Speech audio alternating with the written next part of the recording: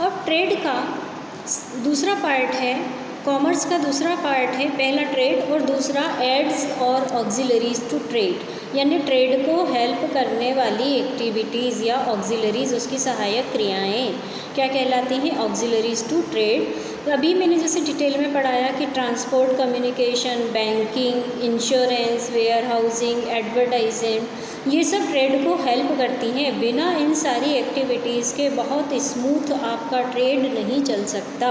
तो ये सारी एक्टिविटीज़ जो ट्रेड को चलाने के लिए, व्यापार को चलाने के लिए बहुत ज़रूरी होती हैं, जिनके बिना कोई भी व्यापार ठीक ढंग से नहीं चल सकता, वो सारी हेल्पफुल एक्टिविटीज़ कहलाती हैं auxiliaries to trade. 10th point आता है पेज नंबर 34 पर, बिजनेस रिस्क। बिज़नेस में चाहे छोटा हो या बड़ा हो, सभी तरह के बिज़नेस में किसी न किसी मात्रा में, क्वांटिटी में रिस्क तो होती ही है। अगर हमें लॉसेस हो गई तो अनसर्टेनिटी है किसी भी कारण से, जो कारण हमारे कंट्रोल से बाहर हैं, अगर उन रीज़न की वजह से लॉस हो गई तो ये डर हमेशा बना रहता है, ये कहलाता है बिज़नेस की रिस्क कहलाती है। बहुत सारे कारण होते हैं, जैसे आज हमने प्रोडक्शन किया 4-5 महीने तक का, लेकिन अगले 3-4 महीनों के बाद उसके प्रोडक्शन की डिमांड कम हो गई, या कॉम्पिटिटर ने उससे भी अच्छा प्रोडक्शन में मार्केट में लाके खड़ा कर दिया, या कोई नई टेक्निक मार्केट में आ गई। तो इन सब वजह से क्या होगा, हमारा प्रोडक्शन लोगों को अट्रैक्ट नहीं कर पाएगा और वो अनसॉल्व रह जाएगा। तो फ्यूचर में होने वाली लॉसेस जिसको हम कवर नहीं कर पाएंगे या जो बिल्कुल अनसर्टेन है, वो कहलाता है हमारी बिजनेस रिस्क। बिजनेस रिस्क 2 कारणों की होती है, 2 तरह से। नेचुरल बिजनेस रिस्क, यानी उसके क्या कारण होते हैं, नेचर ऑफ बिजनेस रिस्क, और causes of business risk. Nature क्या है बिजनेस रिस्क का, कि business risk arises due to uncertainty. Business में रिस्क क्यों होती है, अनसर्टेनिटी की वजह से। Uncertainty is when you are not sure of what is going to happen in future। यानी अनिश्चितता इस बात की कि हमें नहीं पता है कि फ्यूचर में क्या होने वाला है, क्या होगा।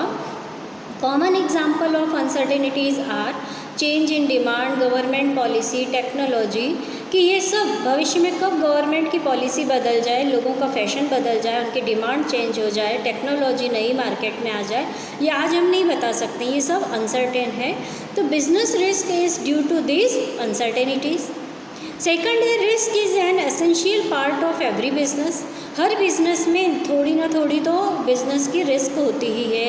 इस कभी भी कोई बिज़नेस रिस्क से अलग नहीं हो सकता, किसी न किसी डिग्री में तो रिस्क वहाँ पर मिलेगी ही। हम कभी भी पूरी तरह से रिस्क को हटा या ख़त्म नहीं कर सकते। Degree of risk depends upon the nature and size of business, कि बिज़नेस में रिस्क कितनी होगी यह डिपेंड करता है कि बिज़नेस का नेचर कैसा है और उसकी साइज़ यानी वो कितना बड़ा है।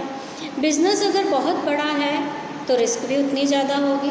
अगर फैशन इंडस्ट्रीज़ है, टेक्नोलॉजी की इंडस्ट्रीज़ हैं, या इलेक्ट्रॉनिक आइटम की इंडस्ट्रीज़ हैं, उनका नेचर कैसा है, इलेक्ट्रिकल्स है, इलेक्ट्रॉनिक है, जैसे मोबाइल, उसमें रिस्क बहुत है, हर 1-2 महीने में नई टेक्निक मार्केट में आ जाती है। फैशन इंडस्ट्रीज़, आज फैशन कुछ और चल रहा है, 2 महीने बाद दूसरा फैशन आ जाएगा।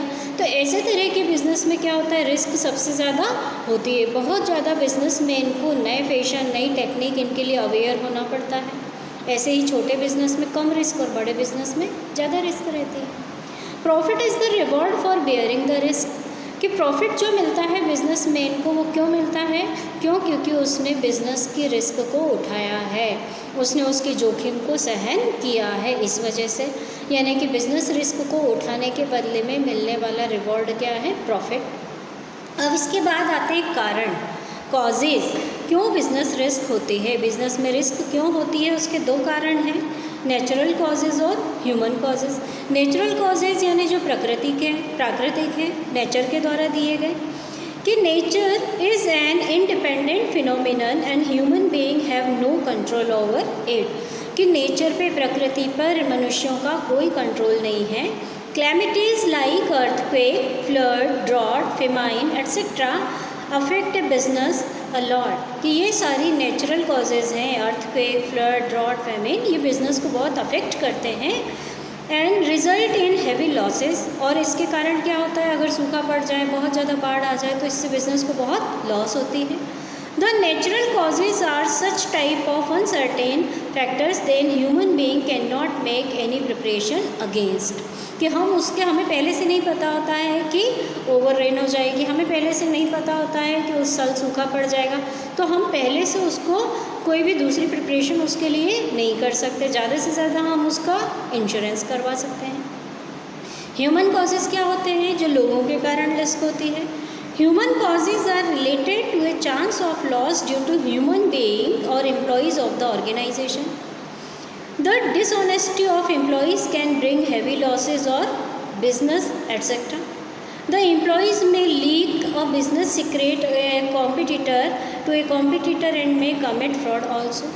कि लोग बेईमानी कर जाएं, धोखाधड़ी कर जाएं, आपके बिज़नेस की सीक्रेट्स को दूसरों से शेयर कर दें, दूसरे कॉम्पिटिटर्स को अपनी प्राइस पॉलिसी बता दें, आपकी नई टेक्निक आप लॉन्च करने वाले हो उस टेक्निक के बारे में सारा नॉलेज आपके कॉम्पिटिटर्स को बता दें, तो उससे आपको रिस्क होगी कि आपसे भी पहले आपका कॉम्पिटिटर मार्केट में प्रोडक्ट ले आएगा आपके जैसा और सस्ता ले आएगा, तो आपका प्रोडक्ट अनसोल्ड रह जाएगा।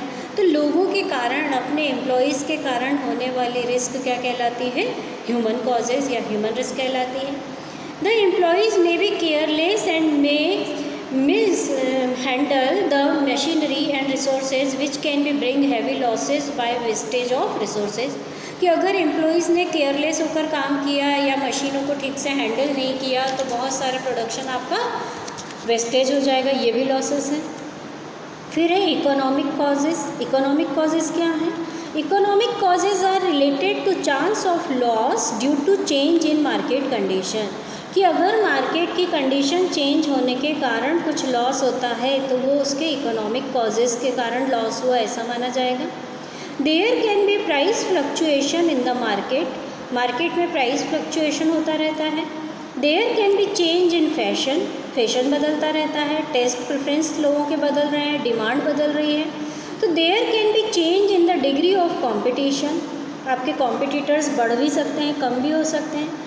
All these have direct impact on the earning of business. और इन सब कारणों से आपकी अर्निंग पर इफ़ेक्ट पड़ता है। कि अगर हमारे कॉम्पिटिटर बढ़ गए, हमारी जैसी 4 दुकानें और मार्केट में खुल गई तो हमारा प्रॉफिट कम हो जाएगा, हमारी कमाई कम हो जाएगी। जो प्रोडक्शन हमने जिस फैशन का बनाया है वो फैशन मार्केट से आउट हो गया, लोग उसको नहीं खरीद रहे क्योंकि नई नई मार्केट में फैशन आ गई, तो फिर हमारा गुड्स अनसोल्ड हो जाएगा, लॉस हो जाएगी। तो इवन यहाँ तक कि अगर गवर्नमेंट कोई चेंज भी करती है अपनी पॉलिसी, या गवर्नमेंट की पार्टी ही चेंज हो जाती है, या इलेक्शंस आ जाते हैं उनके कारण कुछ चेंजेस होते हैं, तो वो जो लॉसेस उठानी पड़ती हैं वो सारी लॉसेस कहलाती हैं इकोनॉमिक। लास्ट है physical causes. All the causes which result in damage of assets are considered as a physical causes. कि जिनसे आपके एसेट्स को डैमेज पहुंचता है वो सारे कारण फिजिकल कॉज कहलाते हैं। For example change in technology में result in machinery being outdated. कि अगर आप जिस मशीन से प्रोडक्शन कर रहे हो वो मशीन आउटडेटेड हो गई, पुरानी हो गई। तो use of all technology mechanical defects में also result in damage of assets. कि अगर आप पुरानी मशीन को यूज़ करते जा रहे हो तो आपकी प्रोडक्शन में उतना अच्छा नयापन नहीं रहेगा, production up to the mark नहीं आएगा, या मशीनें पुरानी हो जाने की वजह से उसके पार्ट्स पुराने घिसने की वजह से वो ख़राब होने लगेंगे, तो वो नुकसान है, उनको रिपेयर करवाना। तो ऐसी कॉजेज़ जिनसे आपके असेट्स पे इफ़ेक्ट पड़ता है, वो नुकसान में जाती है, वो सारे कॉजेज़ क्या कहलाते हैं? Physical causes. आज आपका ये चैप्टर कंप्लीट हुआ, ध्यान से रीड करिए, फिर उसके वीडियोस देखिए तो आपको ज़्यादा अच्छे से क्लियर समझ में आएगा। ओके।